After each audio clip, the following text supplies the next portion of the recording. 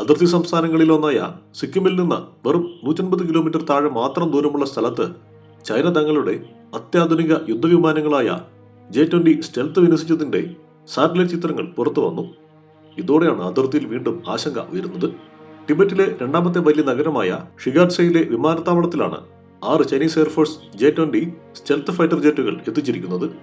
ഒരേ സമയം സിവിലിയൻ വിമാനത്താവളമായും സൈനിക വിമാനത്താവളമായും ഉപയോഗിക്കാൻ കഴിയുന്നതാണ് ഷിഗാറ്റ്സയിൽ വിമാനത്താവളം.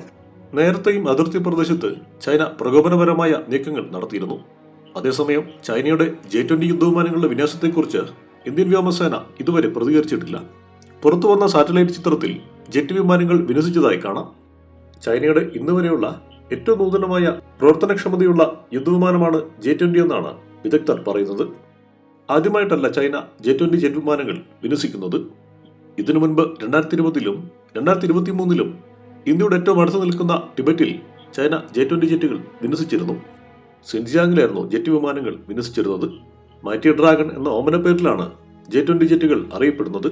ചെങ്ഡു J-20 എന്നാണ് ചൈന യുദ്ധവിമാനത്തിന് ഔദ്യോഗികമായി നൽകിയിരിക്കുന്ന പേര്. കഴിഞ്ഞ 5 വർഷമായി ടിബറ്റിലും ഇന്ത്യക്ക് സമീപമുള്ള മറ്റ് പ്രദേശങ്ങളിലും ചൈന സ്ഥിരമായി തങ്ങളുടെ വ്യോമശക്തി വർദ്ധിപ്പിച്ചിട്ടുണ്ട്. യുദ്ധവിമാനങ്ങൾക്ക് പുറമെ പുതിയ എയർബേസുകളുടെ നിർമ്മാണവും നിലവിലുള്ള എയർബേസുകളിൽ പുതിയ അടിസ്ഥാന സൗകര്യങ്ങൾ നവീകരിക്കുകയും ചെയ്യുകയാണ്. ആണവ ബോംബുകൾ വഹിക്കാൻ കഴിയുന്ന H-6 വിമാനങ്ങളും ഇതിൽ ഉൾപ്പെടുന്നു. നേരത്തെ 2019 മുതൽ ചൈന യഥാർത്ഥ നിയന്ത്രണരേഖയ്ക്ക് സമീപം ഗ്രാമങ്ങൾ പണിയുന്നതായി നിരവധി റിപ്പോർട്ടുകൾ വന്നിരുന്നു. ഇവിടേക്ക് ചൈനീസ് പൗരന്മാരെ കൊണ്ടുവരുന്നതായും റിപ്പോർട്ടുകൾ ഉണ്ട്.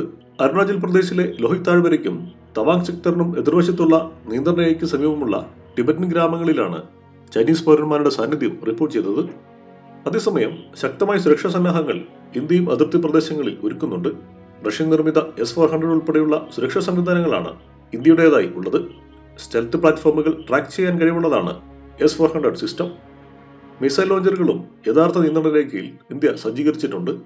ഫ്രഞ്ച് നിർമ്മിത റാഫേൽ യുദ്ധവിമാനങ്ങളും ഇന്ത്യ സജ്ജമാക്കിയിട്ടുണ്ട്. News desk, one nation media.